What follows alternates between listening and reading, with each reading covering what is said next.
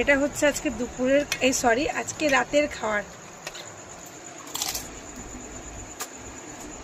মানে এখন এর হসপিটাল যাবার খুব শখ জেগেছে, আমি বুঝতে পারছি। ও মাই গড, এত কিছু তেলে ভাজা খেয়ে হসপিটালেই যাবে আর লেটে থাকবে। আহা, শোনো, যতদিন বাঁচবো ততদিন পেট ভরে খাবো। আর খাওয়ার পরে যে ভোগ করবে, ভিডিও নিতে নিতে আমার গোলগপ্পাগুলো খেয়ে নিচ্ছে যত। এত খেও না, এখানে ধোকলাটা না, চলো ঠিক আছে, তার সাথে ফুচকা খাচ্ছি তো দই দিয়ে, দই তো ডাইজেস্ট, ইডলি ফ্রাই, মানে দই হচ্ছে ডাইজেস্ট। আর তেলে ভাজা খাচ্ছ, বকো না উল্টা পাল্টা কথা।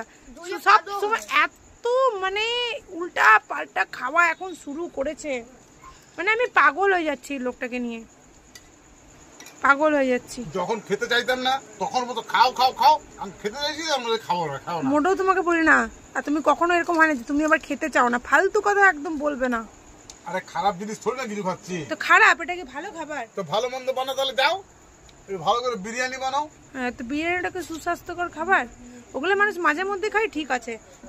এক তো রাতে খাচ্ছ, এত লেট নাইট খাওয়া, এখন 10:45 বাজে, তুমি খাও আর ছিপি খুলবে তোমার। দাদা সাম্বার চাটনি কি আছে দাও, এখন পেট ভরেনি, পেটের কোনা ভরেছে শুধুমাত্র। ফুচকাটাকে শেষ করো, পেটের কোনাটা ভরেছে, সাম্বার চাটনি গুলো দাও। আগে ইডলিটা আরেকবার টেস্ট করি, তারপর লাস্টে ফুচকা দিয়ে ফিনিশ করবো। বুঝতে পারছো না কেন? ফুচকা হচ্ছে জাতীয় খাবার, জানো তো? ফুচকার অপমান করতে নেই কোথাও, বাট আমরা করি। আগে ধোকলা খাও। সারা জীবন তো ধোকা খেয়েই এলাম, 16 বছর 17 বছর ধরে, আরো ধোকা নাও, খাইয়েই নিচ্ছি। উফ বাবা রে বাবা, বউ বলেছে ধোকা খেতে খাচ্ছি। কি অবস্থা যে হবে, আরো লোকের কাছে ধোকা খাবে। তোমরা কিন্তু কেমন ধোকা খেয়ে তো বলে, এটা ধোকা না, এটা ধোকলা। ধোকালা ওই যাই হোক, কি বলে খামন ঢোকা, জানি না কি ধোকলা, খাওয়ান ঢোকলা, এই ঢোকলা, মানে কি করে এত কিছু, তুমি বলো তুমি কি করে এত কিছু খাবার খেতে পারে? দেখো আলু মাখা হাত নিয়ে বসে আছি, দেখো আলু মাখা হাত নিয়ে বসে আছি। আরে এখনো তো বাকি আছে, তোমার পেটের কোথায় যায় এই খাবারগুলো? আলুর তরকারিটা এখনো বাকি আছে। ওরে বাবা,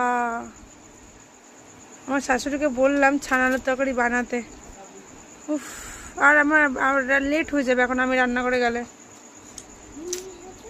একটা মানুষ, মা বানাবে আলু দিয়ে ছানার তরকারি, তুমি ওটাও খাবে? তুমি অত খেও না গো, শরীর খারাপ হবে। শোনো, এখনটা খেতে দাও, সকালে উঠে যদি না খেতে পারি তখন কি হবে বলো দেখি?